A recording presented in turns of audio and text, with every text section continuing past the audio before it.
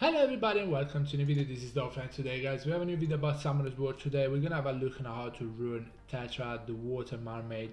I feel like these units are actually underrated and it's a really good option for a few stuff. Anyway, we're gonna have a look, as always, we're gonna have a look at the stats, at the skills, then obviously how to rune her, sets, offsets, and what stats to focus on, and also what she good for, and at the end we're gonna have a look on how to counter her. Guys, before we get into the video, don't forget to like the video and subscribe to the channel if you haven't already. Why am I talking that fast? It is free and support the channel a whole lot, so if you can, please guys do that. Now I'm gonna show you my Tetra in PvE.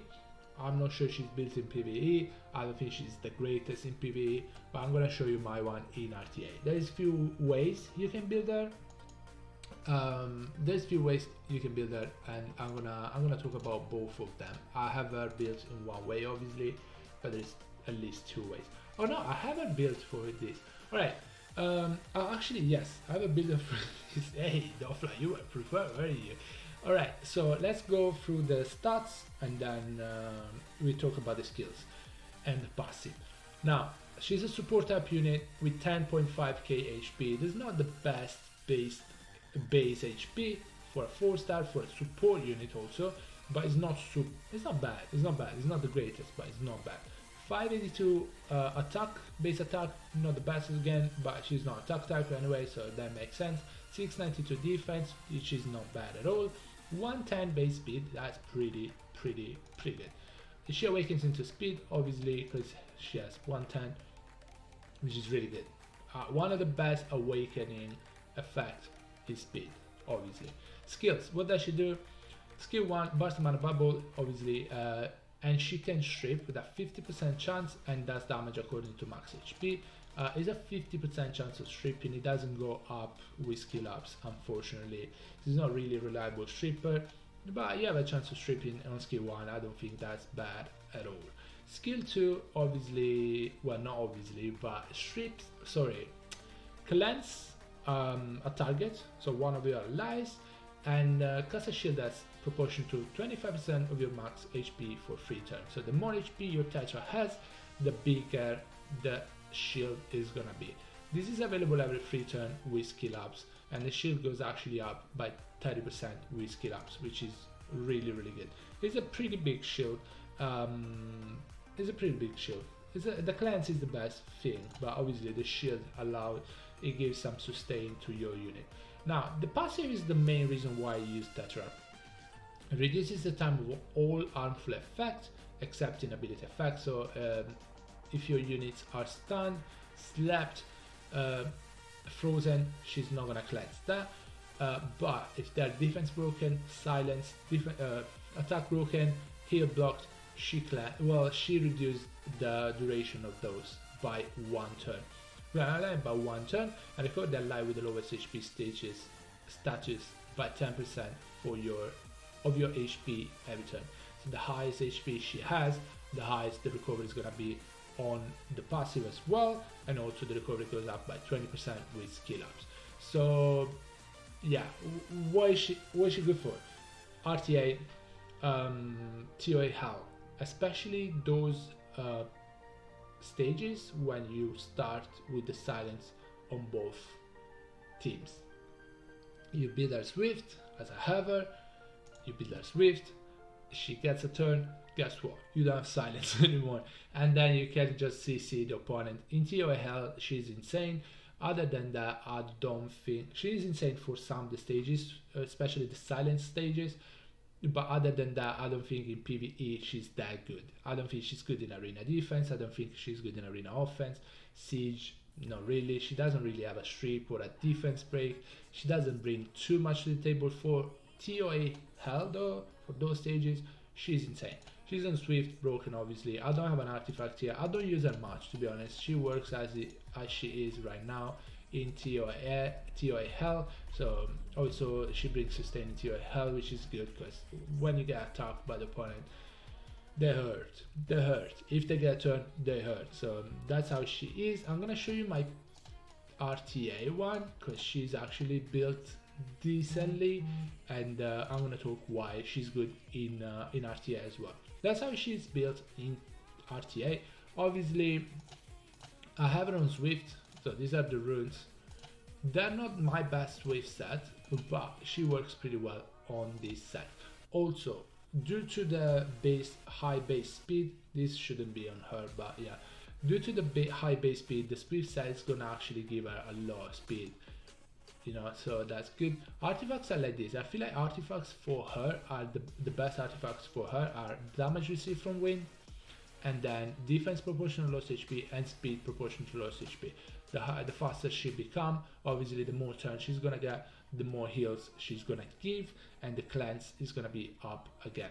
I don't think this should be here. I feel like well, no, I don't feel like I need to go and try and get defense proportion to lost HP, but I feel like speed and defense proportional to lost HP are the best thing for her. This is pretty big. Attack, yeah, it should be HP. HP is the best main, but I had this, and so I gave her this. Speed and defense proportional to HP is pretty good. Damage received from wind and water is actually pretty decent on her. You can build her on Swift, you can build her on Violent.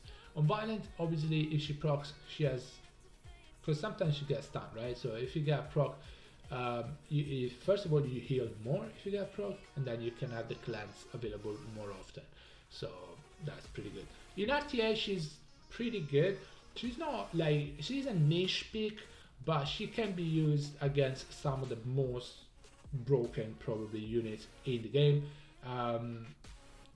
Who are they? Dofla, Gianna, and probably against Neftis she works really well, because she decreased the duration of the silence, especially so the other units can use their skills. They are not silenced anymore, so you can use your skills.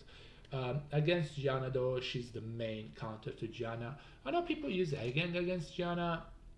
It's really good against Gianna, obviously, especially if you bring some other like immunity units with him, because otherwise after the first turn Gianna can just bomb everything anyway. So for the first turn, yes, she cannot really stun because he's gonna cleanse everything and increase attack bar, but after that Gianna can still, you know, bomb everything. With her, Gianna cannot bomb anything because, well, she can, but she's going to increase the duration of the bombs, so they should not go off ever. On Violent, obviously, it's better because she can increase the duration of the bomb even more, and as Gianna bomb units on Violent, usually, if they proc, you know, the bomb is going to go off anyway. So on Violent, she's pretty good for that, although how many Violent runes, how many like spare Violent runes do you have? So I build that on Swift also because I might decrease a little bit the speed, because I feel like Gianna is gonna get us.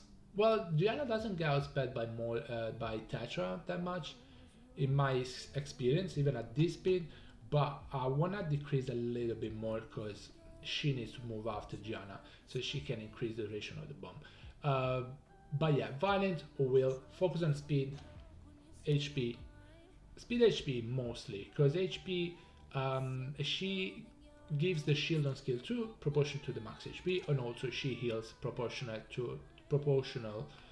to her max HP. So the more HP she has, the more she's gonna heal, the bigger the shield is gonna be. So speed and HP are the main stats you should focus on. Also defense is pretty good, and if you can, try to get high resistance. High resistance is gonna protect her from like Ciara.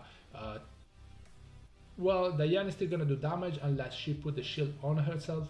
That is gonna be hard for Diana to actually strip the shield. She might break him, but maybe on the third or fourth hit. So she's the main counter to Gianna.